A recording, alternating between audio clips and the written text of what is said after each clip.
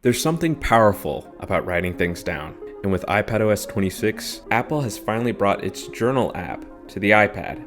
I've been testing it for a little over a week on the public beta, and today I want to show you how it feels to use, what works, what doesn't, and whether it could replace your paper journal. And I want to hear from you right up front. Do you still prefer a paper journal, or would you give journaling a try on the iPad? Drop your answer in the comments, and I'll be checking. And I'm really curious where people land on this. And don't forget to like and subscribe, it really helps the channel. iPadOS 26 will be widely available in early to mid-September, which means the wait is just about over. Up until now, Apple's native journal app was only on the iPhone. On iPad, you get a bigger screen, Apple Pencil input, Magic Keyboard typing, all of which make journaling feel more natural, in my opinion. It integrates into the Apple ecosystem. Anything I write on the iPad syncs to my iPhone and Mac automatically. Apple even lets you create multiple journals for different parts of your life, work, personal, creative, whatever you need.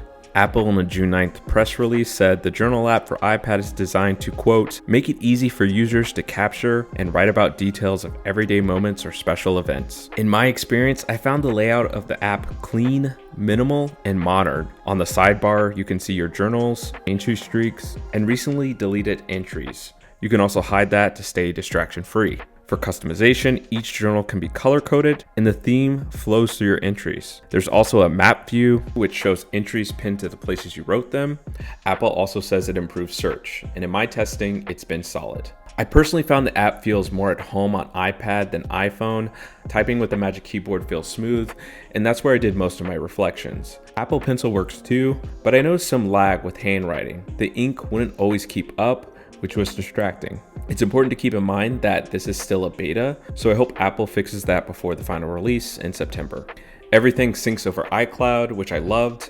One day, for example, I journaled on my iPhone while commuting, and when I opened my iPad later, the entry was already there, seamless. And that's the kind of experience that makes journaling stick. You don't have to think about moving files or copying notes between devices. It's just there when you need it. It makes journaling feel less like a chore and more like a natural part of your day. Apple Intelligence generates journaling prompts based on what you've been doing, workouts, music, or even recent photos. I didn't use them in my time using the app, but it's a cool option. One tiny nitpick I have is images sometimes crop awkwardly unless you manually adjust them. I often found myself doing that pretty often. You can lock the app with Face ID or Touch ID, which is a nice touch for privacy. There's word count, journal streaks, calendar view, and integration with Apple Health for mindfulness minutes. I aim for one entry a day, usually typing with the Magic Keyboard. I'd add a quick headline, maybe a photo, and just write without worrying about grammar or spelling. Some examples I tried was a journal entry about my dog, fun and light.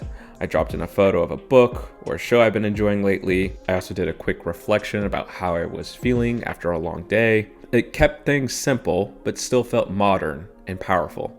The journal app I used before this was GoodNotes 3.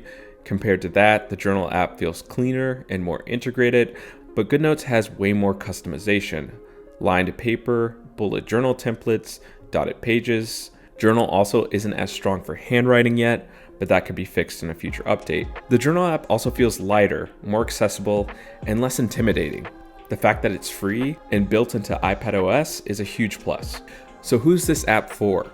Honestly, anyone. Whether you're a student, creative, or professional, Journal makes it easy to capture moments without friction. Would I keep using it?